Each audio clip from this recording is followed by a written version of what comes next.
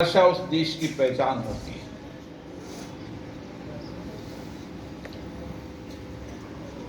और हिंदी भाषा भारत की आत्मा है, भारत की पहचान है। और आज भी दुनिया के अंदर हम जब शासन पद्धतियों को देखते हैं, लोकतांत्रिक व्यवस्थाओं को देखते हैं, उस समय भारत की विविधताओं को जोड़ने में भी और भारत की एकता को रखने में भी भाषा का बड़ा महत्व है। और आज हमारी यही सबसे बड़ी ताकत है कि हमने इस 75 वर्ष की लोकतंत्र की यात्रा में, ये वर्ष हमारे संविधान निर्माण का 75 वर्ष भी है। जब संविधान निर्माण हुआ था उस समय भी देश के अलग अलग राज्यों से अलग अलग भाषा, अलग अलग बोली और विचार व्यक्त करने वाले, संविधान निर्माण करने वाले महान लोग थे। लेकिन उन सब ने भी माना कि भारत के अंदर भाषाएं एकता का प्रतीक है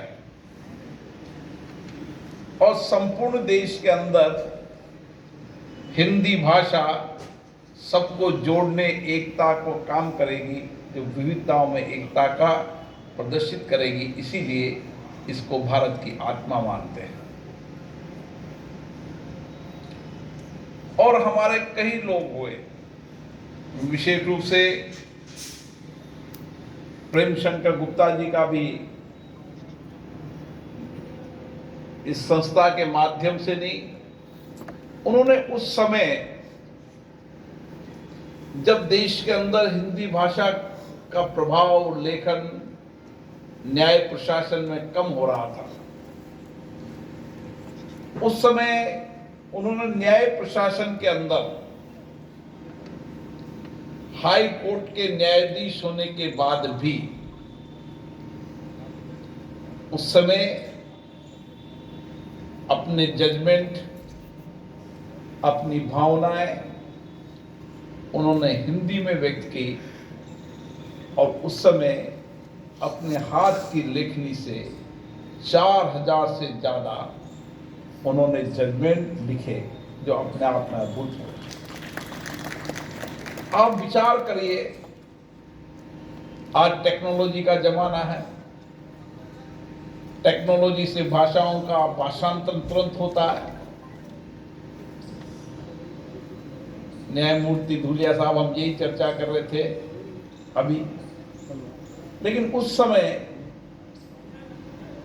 उन्होंने किस तरीके से अपनी लेखनी से, स्टोनो भी नहीं हुआ करते थे, अपनी भाषा के अंदर उन जजमेंट को लिखकर हिंदी भाषा को जो नई दिशा दी, प्रेरणा दी, उनका योगदान हम कभी नहीं भुला सकते। और उनके योगदान को उसके परिवार में नहीं, जो हिंदी भाषा से प्यार करने वाले लोग हैं, उन सब ने उनके योगदान को, उनकी स्मृति को हमेशा देश और दुनिया के अंदर हिंदी भाषा को उत्कृष्ट काम करने के, वो प्रेरित करने का काम किया।